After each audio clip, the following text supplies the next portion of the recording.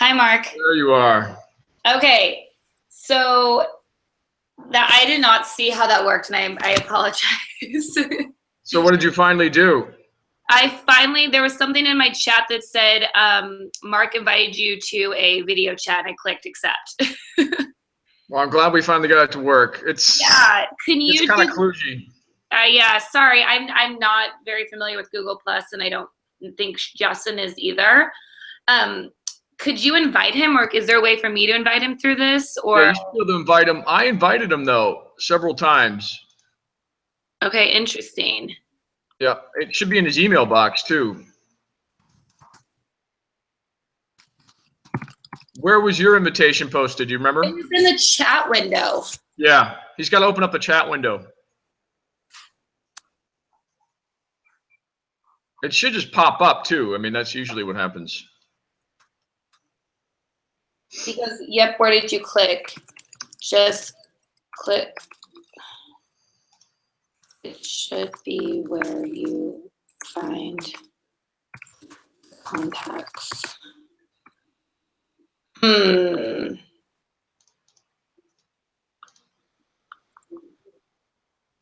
would have done a blab, but that could be even harder. Okay, if you're going to chat with me, could you find my name on the left-hand side?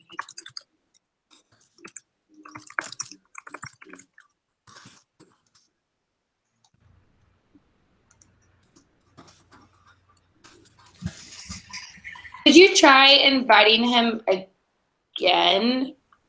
Do you want, are you able to, are we able to, like, even though this is our LinkedIn email, are we able to chat?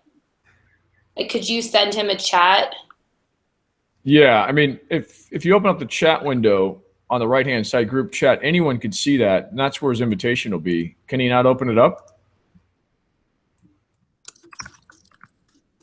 And I'd have him check his email because I've sent several invitations to his email. Yeah, that email wouldn't, for some reason, it was like just join to watch. It wasn't like come to be part of the Google Plus Hangout. Okay. So that was the issue we had there. Sorry. But if he's be able to promote him to, let's see. I think he can hear us. Yeah, you could probably hear us. Invite to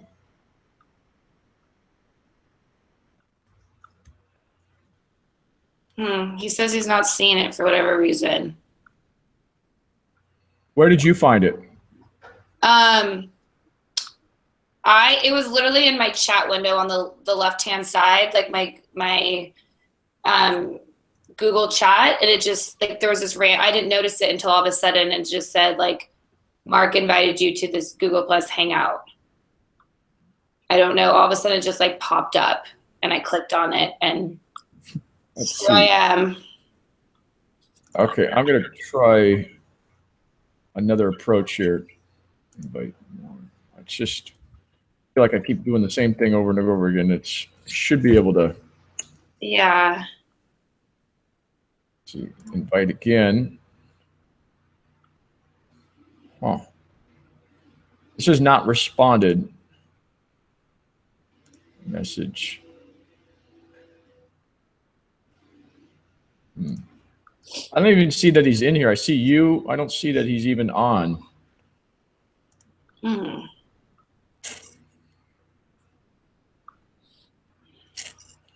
Edit.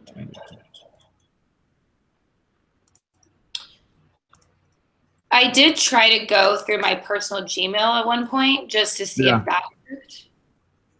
What happened? Nothing, but when I went back to my LinkedIn Gmail account, I saw the invitation. Okay.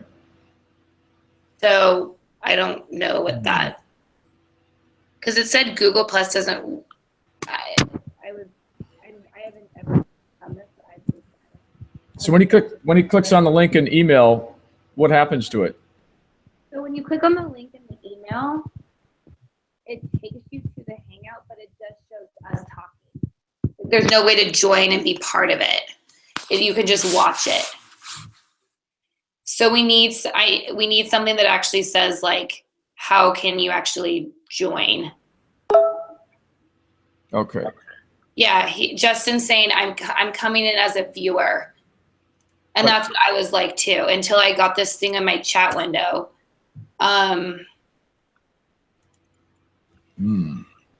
Is there any way to add one more person to this? Yeah, you do it by inviting them, and they should be able to jump in. I don't know why we can't do it. It's so odd that we can't just add them. You should be able to just pop and you can in. add as many people as you want in G. Like it's not like because I'm in here, he's not able to. No. You should be able to do 4 or 5. And I'm not quite sure why it's not letting us do that. Huh.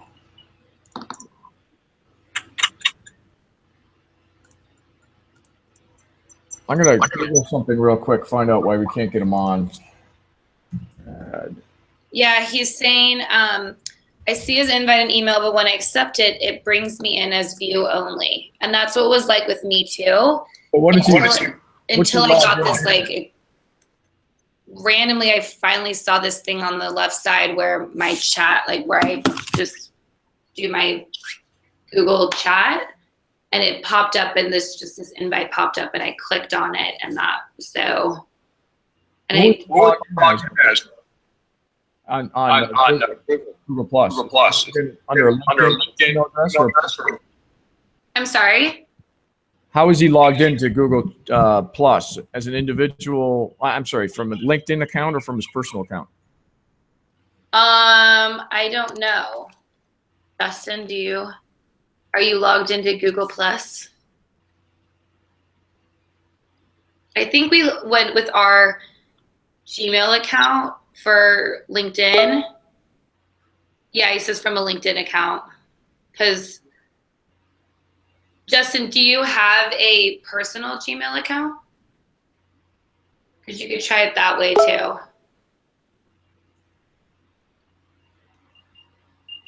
And maybe that would work. If you give me his personal account, I could type that in and see if that works. Yeah, personal Gmail account, or does he even need he needs a Gmail account though? Yeah. Yeah. He says, yes, I can switch. Just if you want to give me the email, he can try to send you an invite to your personal Gmail or whatever you prefer. Okay, it's justinschreiber@gmail.com. Okay. How do you spell the last name? For you. I could look it up.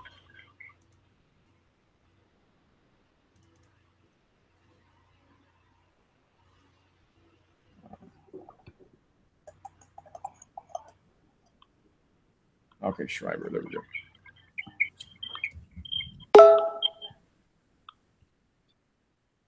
It's Justin Dot. So like Justin period Schreiber. Okay, I found him. Let's see if that works.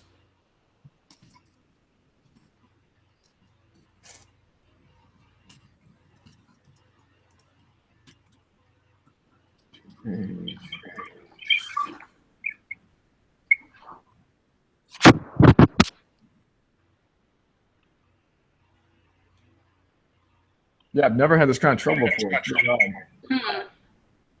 Well, when I was trying to like just go in, it says that like,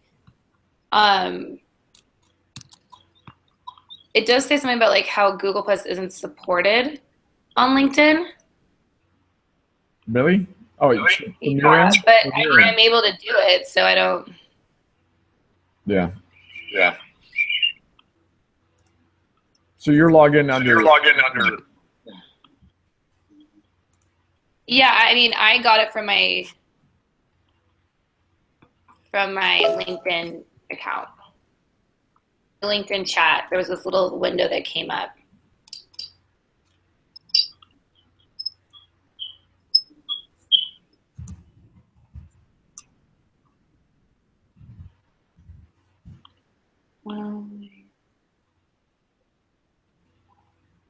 Meanwhile, I'm just going. Actually, you know what? This is I'm in it through my personal account.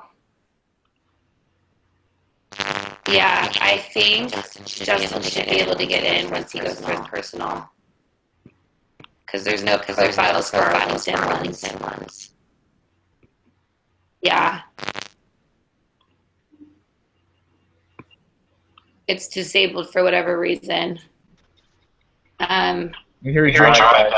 Yay! I don't see him here. I thought I heard him say hi. Yeah, I'm here. There's Justin. Okay, there he is. Yay! Can you see it? What a fiasco, huh? I think it was we needed to go in our personal accounts. That was the issue. Yeah, they were all stacking up in my personal account, which was weird because, Mark, I saw an invite from you go to my LinkedIn account. That's the one I was jumping on. Nothing actually hit my email, but then when I went to the invites in my personal account, that's where it showed up. Who knows? So now we know. Live and you learn. So sorry about that. That's all right. There's no easy option. Blab is another option, but it's just a whole nother game you got to play to get on air. Have you guys used Blab? I haven't. Nope. Have you used it, Justin? No, I haven't. Okay, it's through Twitter, which makes it's easier than this, but it doesn't have the features that this has that I like for like one-on-one interviews. Mm. So you guys want to jump right in?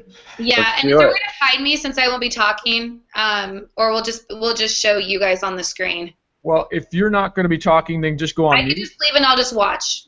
Yeah, just go on mute though, because any kind of noise will pop you on the screen. Okay, sounds good.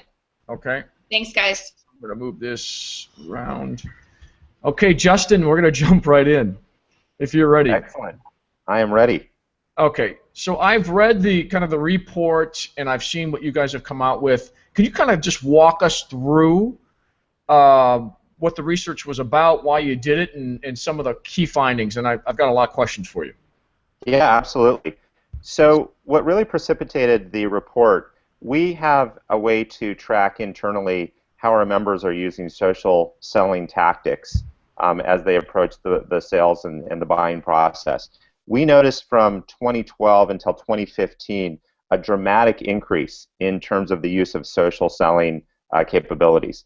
And the question we had is this something that is specific to our member base, or does this indicate a broader sea change, if you will, across all of sales? What we decided to do is hire an independent research firm to actually run a survey across all of North America, mid-sized businesses, enterprise businesses, cross-industry, and really get a sense for three things. Number one, what's happening in terms of acceptance of social selling? Number two, are we seeing any differences in behavior from a social selling perspective in terms of the way the best sellers are operating versus the rest?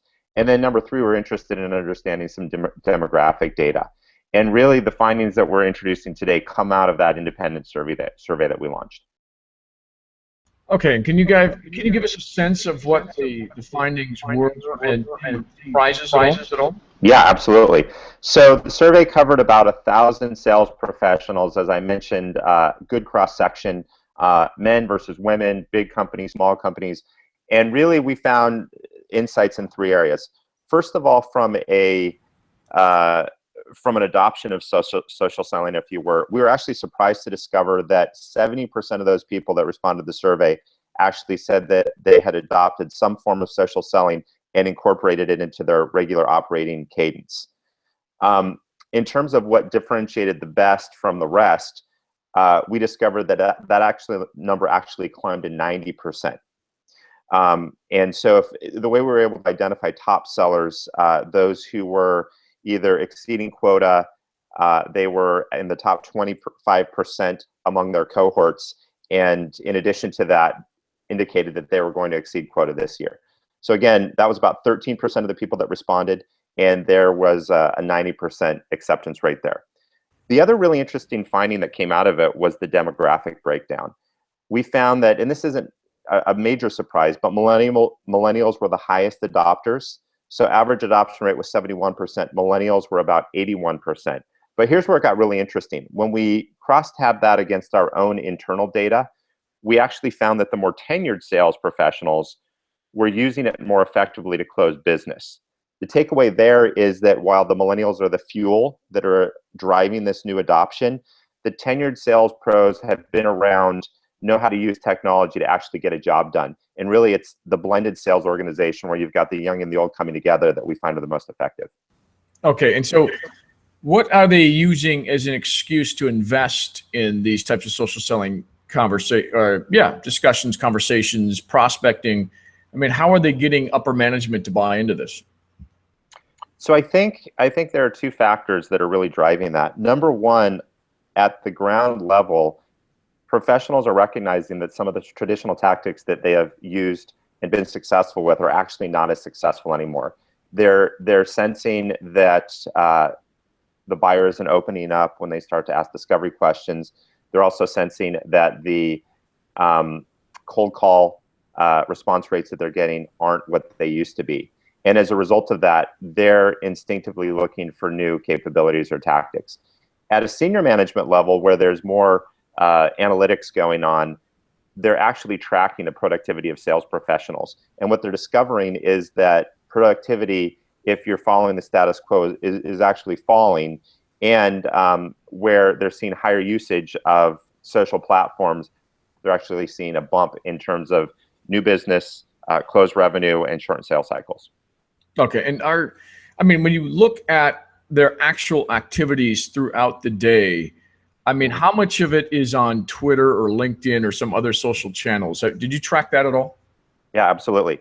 So among those people that are using social platforms, 75% are on LinkedIn, 71% are on Facebook, about 42% are on Twitter.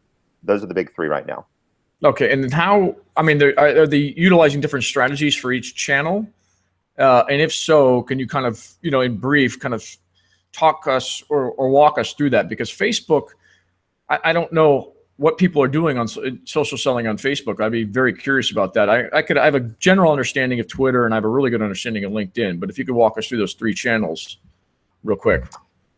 Yeah, there's definitely, I think, a portfolio strategy at work where they're getting different things from different people. You're absolutely right that Facebook is more of a consumer-oriented technology. Our sense is, as we talk to the sales pros out there, that they're using Facebook to find areas of common interest, icebreakers to kind of open things up. Potentially, if you do have more social relationships or links to other people on a social level, Facebook is beneficial there. And then in some cases, because so many companies now do have company pages on Facebook, that becomes another indicator. But beyond really kind of the icebreakers, the substance around what the buyer cares about from a professional standpoint, that information is hard to get on Facebook. Twitter tends to be a blend of professional and the consumer space. So again, there's some icebreaker opportunity. There's also this real-time visibility into what's going on in the mind of the individual. And then clearly LinkedIn is where you'd have an aggregation of all the professional interests.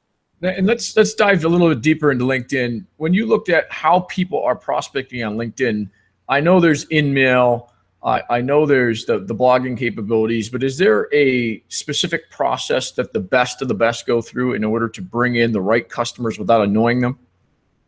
Absolutely. So it was interesting. The behavior kind of consolidated around 3 general categories: the way that the best were targeting, the time they were spending to understand, and then the tactics they were actually using to engage. So from a targeting perspective, some interesting things going on there. Most, when they come to LinkedIn, have a pretty good sense for the demographic that they're trying to go after. What industry am I focused on? What company specifically?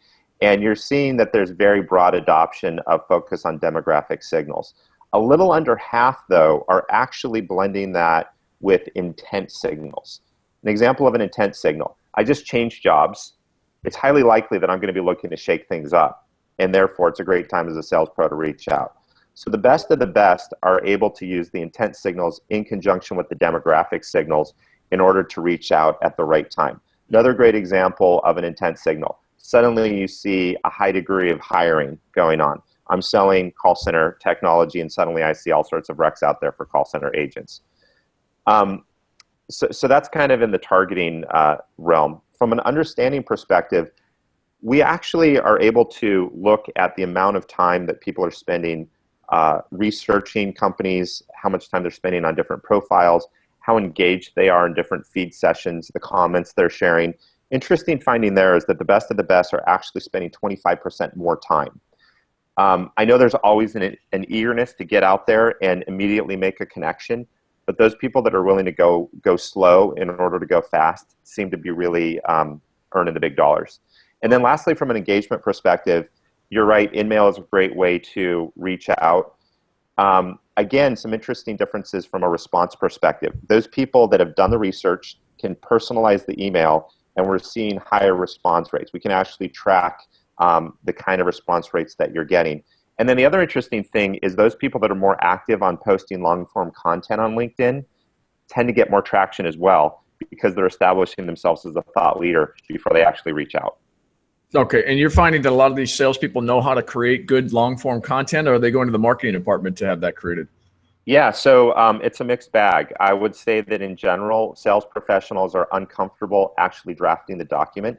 What sales professionals do exceptionally well, though, is they have relationships with key thought leaders, either among the customers or prospects that they're targeting, or just through industry connections. And number 2, sales professionals are born and bred to ask great questions. When you bring those two together, great people with great questions, you have the makings of amazing content. So where sales pros feel comfortable, they're getting on the call, turning that into a post. What we're seeing more and more companies do, though, is they're actually setting up kind of a marketing tiger team. And the sales pro will get on a call, say, hey, I'm writing an article on this, would love to record you. They kick it out to marketing, maybe marketing outsources it, and a day later, they get a long-form post, which basically packages up the conversation. It seems to me like salespeople would be better served by doing videos, right? Just shooting a 2-minute video on a few of the objections that they've heard and their responses to it, and then posting that on LinkedIn, maybe in kind of a long-form content. Any thoughts around that? Yeah, video is definitely trending. We're seeing a dramatic uptick there. I think a small video, I would even recommend for video less than a minute. So if you're a field pro and you're out there and you're talking to people, even better if you can get with one of your customers and get them on film. One of the challenges is that a lot of people today are interacting via phone. That's a less expensive channel. So in that case, the written word, obviously, people are biased to that versus video. But we know through statistics that if you can get video, that's going to get more pickup. Okay, even on your platform, video seems to resonate better than the written word. I think because of the nature of information that's shared on LinkedIn, it's actually a pretty good balance. I would say that people have voted with their hands across all platforms that they like video better. But we've got some very rich content, and I think there's an established tradition of sharing it in that format. So we want to play both sides.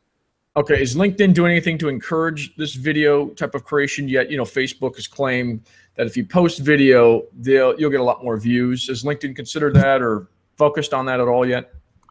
To the extent that we're encouraging people, we're certainly investing in our video platform, making it easier for people to post video, and making that searchable and people aware of it. In terms of explicitly promoting that through campaigns, we haven't necessarily gone that far yet. Okay. Let's talk about InMail, because I use it. You know, I reach out to people, but there's a lot of people that abuse it, I'd say. Yeah. Is there anything that you're thinking of that could help guys like me reach the people we want to reach without being annoying? I know part of that's on me, but also I get inundated, really do, with especially people that want to sell me website services and other things that I really don't need. I know this is a complex issue, but is there anything around the prospecting side that gets people, like salespeople, what they want, but also doesn't, let's say, cause people like me that are getting inundated not to, want to log in because we got so many requests coming at us? Yeah. I really view InMail as the goose that lays the golden egg, which is the response rates. We actually look at response rates, and depending on your industry, for example, high tech, you get a response rate via email of about 1%. Yeah. InMail is about 11% right now. And I think people acknowledge the fact that because you have such incredible response rates, it's a great prospecting tool. But to your point, to the extent that more and more people use that more and more frequently in an abusive way and in a spam-like way, you're going to see those response rates drop. So we're very cognizant of that. We do not want this to become a spam channel. In fact, when we talk about the value of LinkedIn, while InMail is one of the facets of it, it is not the be-all, end-all, if you will. So a couple things that we're doing to try to address that problem. Number one, we found that if you can deliver relevant and personalized InMail, you get a much higher acceptance rate. The recipient appreciates that, and in many cases is willing to engage. And in fact, if you think about it, the InMail is right next to all of the key details that you need to understand in order to personalize it. Unlike email, where you've got to go out and you've got to search various platforms, aggregate the content, and then put it in there. So by nature of the fact that the two coexist, you've already got a leg up. The second thing that we're thinking about is how can we actually make smarter recommendations about things that you might want to share with that person as you reach out to them, so that the process of personalizing the InMail gets even better. But you're absolutely right. It's top of mind. It's something that we're thinking about. And we recognize this as an ecosystem. We have to make it easier for the sender, but it also has to be a great experience for the recipient. And unless we can balance those two, we're going to lose it. And I know it's a very difficult balance. And a lot of it is, frankly, on the salesperson, to approach it the right way. But every prospect's different. Some like to be approached, some don't. It's a timing thing. I know it's a complex issue. But that's a great segue into, I'm seeing Facebook and Skype come out with bots now. It seems to me a perfect thing for you guys to do, and I know it's complex, is to have some kind of a automated system where if I want to learn more about an organization, I could just communicate with a bot and it gives me the information that I want or it answers questions. Have you guys thought about doing anything like that in the future? Yeah, it's interesting. I think that bots is definitely the term du jour. And I think that there is value in having some kind of artificial intelligence behind the scenes, understanding who you are, what you care about, and allowing you to do the things that you need to get done more easily. Today we call that a bot. It could be called predictive analytics blended with workflow. But at the end of the day, there's value there, particularly for a sales professional. We've heard that the amount of time spent behind the scenes doing administrivia is disproportionate to the amount of face time that you get with customers. So again, we're trying to think through that. I'm not going to announce a bot strategy today. That said, I will say that we think on a daily basis, how do we get a better understanding of what sales professionals care about? There's such great information, not only on LinkedIn, but across the web. How do we aggregate and consolidate that and then serve it up at the right time in conjunction with thoughts about the next best action? And so I think over the the coming year, the coming years, you're going to see us get even better and better at doing that. Okay. Now, when you look at how salespeople are actually using social selling, and it could be specific to LinkedIn or Twitter or what have you. Do you have a sense of how small companies are doing it versus big companies? Is there any difference? Anything you could share from the research that was done? Yeah, absolutely. So going back to the research that we did on the best versus the rest, we found that in addition to embracing social selling individually, 90%, they also worked for companies that had institutionalized the process of social selling. I think the statistic was in the mid 80% versus 64% of companies, of the rest of the companies. What that tells us is that there really needs to be a partnership between the individual and the company. And I'll give you a couple examples of great partnerships that we've seen. Microsoft, for example, built a PMO. Within that PMO, they had an explicit strategy. They focused on 4 key areas that would help their sellers. Number one, they helped them to build great profiles. One of the ironic, I think, facts of the day is that in many cases, you have literally hundreds of thousands of impressions that you're creating as people come to LinkedIn and search for your employees. And to the extent that you're not exploiting that as another marketing channel, another opportunity to land your message, you're really missing an opportunity. Microsoft got that. You think of the worldwide employee base that they've got. And they said, first and foremost, we want to help our individual sellers create a personal brand, but we also want it to be reflective of what we stand for here at Microsoft. Second thing that they do is they provide content that helps the social sellers engage in an intelligent way. It's a library. Number 3 is they provide specific readouts around the demographics that the sellers should be focused on. And then lastly, they track and they measure the efficacy. And there's actually a standard that we use called the Social Selling Index, which is an individual score, and you can look at how that trends over time.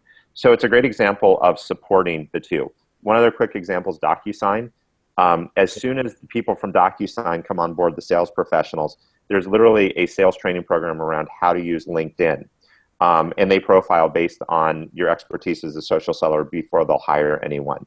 So I think more and more you're going to start to see this become mainstream within the institution of selling as opposed to something that individuals are expected to adopt. Okay. And, kind of the final question, and this is just theoretical in your opinion, how do you think in 5 years, with social selling becoming more and more prominent in organizations, large and small, and then the marketing role, do you see them converging? Do you still see them as separate? How do you, in 5 years, look at what this whole makeup between sales and marketing becomes? Yeah. It's interesting. If you look at over the past, I'd say 5 years, there's been a massive increase in terms of the integration of marketing and sales automation systems. A lot of money spent, a lot of individual focus from vendors that are thinking about how to play well together, even outside of their company. The other interesting trend I've seen is the ability around marketing attribution, mining big data, complex algorithms that can actually attach a marketing effort to revenue. Despite that fact, you still have, in most cases, an incredibly disjointed effort on the front line between the campaigns that actually hit a buyer and the outreach from sales as they engage with the buyer. And so the million-dollar question is, we've invested this money, we've tried to integrate. Why is it that there is still such a disjointed experience? I would argue that one of the problems is that despite the platforms are talking to each other, essentially sales and marketing to some extent is still fishing in different pools.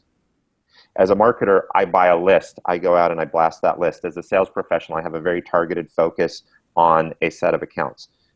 What I love about LinkedIn is the fact that it is a pool that both sales and marketing can play in.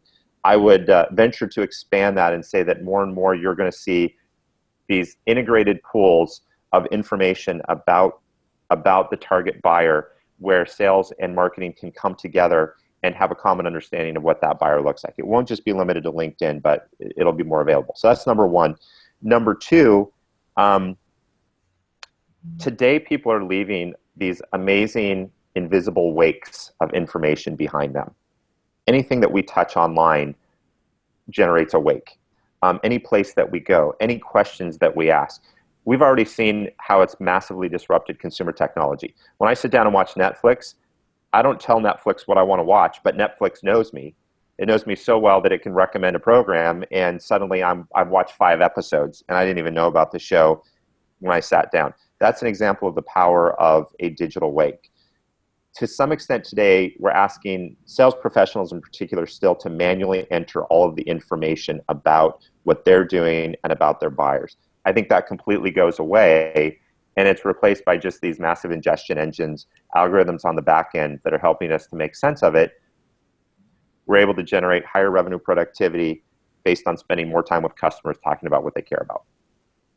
Okay, so still 2 separate roles, but maybe working together better because the information is shared.